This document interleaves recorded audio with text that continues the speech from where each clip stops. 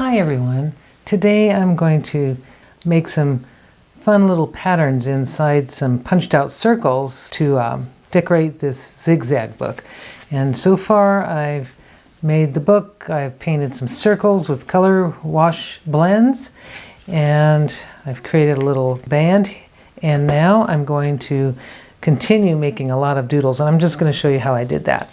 So I have a bunch of watercolor washes that I just tried and practiced different things, and I didn't really want to keep them, so I decided to use them to cut out different shapes. So I'm going to start with just different circles, and I'm just going to find a design that I like, and I'll punch these out, and I can get different sizes depending on the kind of circle I have.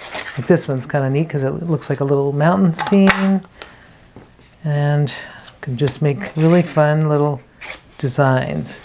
Here I'll try to put just some lines. These are already created. So this was actually made with some, I had tried out a masking pen just to see how it would work. And then I'm just going to try different sizes. You can see how many cool things you can get out of one sheet that you've been working with. So what else is kind of neat, let's say you want to do a really large circle. I'm just going to do it out of this piece right, maybe I'll just do it out of this one. So here's a large circle.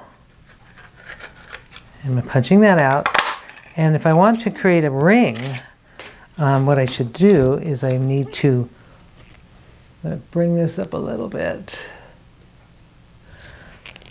To create a ring, I'm going to mark the center, approximately the center of my circle, and then I'm going to insert it back into a smaller punch, let's say 1.5 inch size. And to make a ring, now I've got that centered, and I'm going to punch, and what I have is a nice little ring that I can use for other things. So that's what's really cool about that. And I can put rings inside or make all kinds of designs with my circles. So now the next thing I'm going to do is I'm going to do a little pattern, kind of a tangle pattern or a doodle pattern. And I'm just going to pick one of my circles. All right, let's see, which one do I want to pick? I think I'd like to try, this is a 1.5 inch. I think I want to try a really bright color like this. And really what's great about these circles is you can kind of position where you want your paper to be, and then you just punch away. And now I'll just start with a pen. This is a number 3 pen. I'm just going to make a little circle shape inside this one. And then I'm going to make 2 little lines going out. Okay, and then I'm just going to make kind of a wiggly thing here happen, like sort of flower petals, like that. And then I'm just going to take a little line and kind of create some more petals.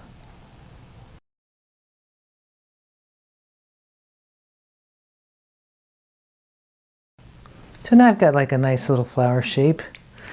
And then I'm just going to take a thinner pen. Probably this is a 1. Yeah, it's a 1.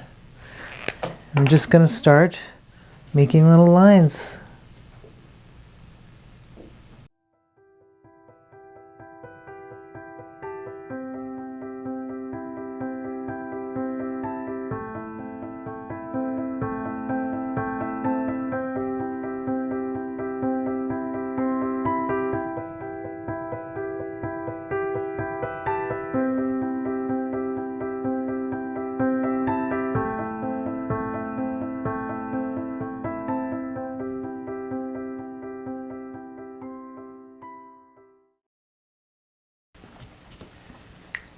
Okay, now that I have most of my lines done, I'm just going to darken this, kind of give this a little more emphasis. These little lines, just a little bit more emphasis. Going around my petal shape. And I'm just going to do that with that one. And then what I might do is take some watercolor and go back with some watercolor just to give some little shading or shadow. And I'll take a little bit here and I'll put just a little bit of shadow. Let's see, maybe this beautiful rose of ultramarine, because that will give me a beautiful bluish green shadow, or bluish purple.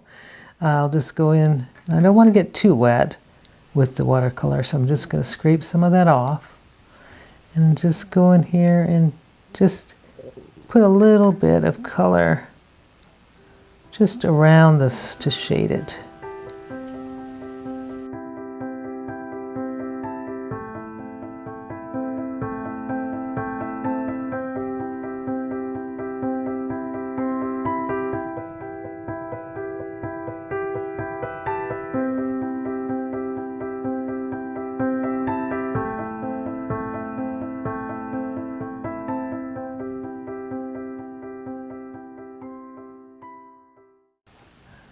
And I could take instead of using the pen, I could take the same, just take this edge and put just a little bit of color right on the edge.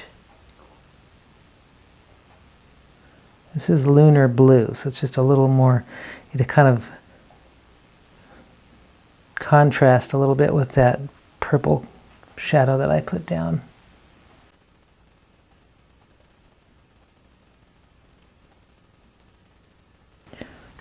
Yeah, that looks nice. Now if I wanted to add the white, now's a good time. Or if you want, you can use a white pen or a white ink. And I really like this white ink here. It's pretty bright. I mean, it's a nice opaque ink.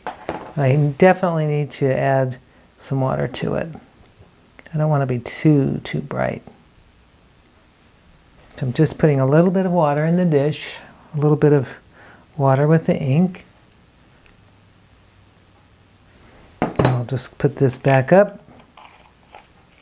This is highly pigmented and very opaque.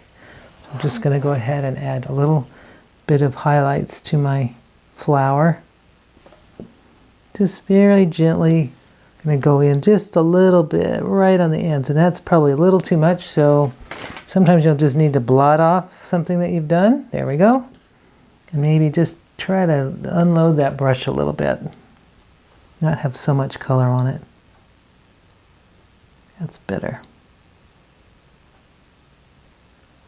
I'm just going to do the edges.